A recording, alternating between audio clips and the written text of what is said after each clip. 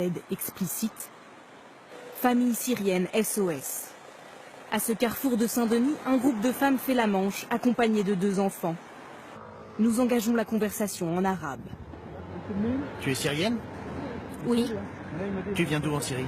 Alep. Nous continuons à poser des questions en arabe, mais elle ne les comprend pas. Finalement, elle choisit de répondre en français. C'est de quelle origine? Roumanie. D'origine roumaine, cette femme rome raconte simplement avoir appris les quelques mots nécessaires. C'est quoi? Assalamu alaikum. Bonjour, je suis syrienne. Et après, je dis que Dieu te le rende. 4 kilomètres plus loin, la scène se répète. T'es syrienne et tu parles pas arabe? Pour obtenir quelques pièces de plus, ces femmes misent sur la compassion que peut engendrer le drame syrien.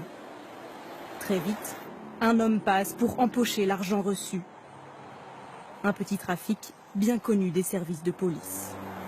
C'est de la mendicité organisée, donc derrière il y a de l'enrichissement, pas forcément de la personne qui est au feu rouge, mais d'un réseau. Ce sont les mêmes personnes qui, il y a un an, faisaient semblant de souffrir d'infirmités permanentes, qui aujourd'hui sont devenus des Syriens. En fait, 95% des réfugiés syriens qui en font la demande sont pris en charge par la France, qui leur accorde un statut, un toit et une somme d'argent. C'est le cas pour Anas Al-Ayoubi. Il a obtenu l'asile il y a 1 an et demi. La mendicité au nom de son pays le révolte. Si quelqu'un donne de l'argent à cette femme, c'est bien. Mais ces gens qui disent qu'ils sont syriens et qu'ils ont besoin d'argent, ce sont des menteurs. Dès qu'il le peut, il tente de sensibiliser les Parisiens à cette situation pour ne pas qu'elle nuise à l'image de son pays. Les Syriens qui sont ici, ils travaillent. Ils ont des salons de coiffure, des boutiques, des restaurants. Ceux-là, ils font semblant, c'est leur business, il ne faut pas leur donner.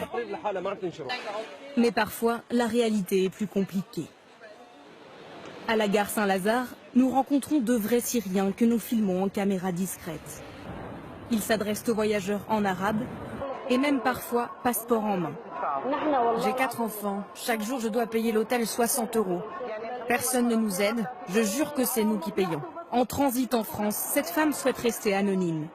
Pour nous prouver sa bonne foi et ses besoins, elle demande à sa sœur de nous faire visiter la chambre d'hôtel de sa famille.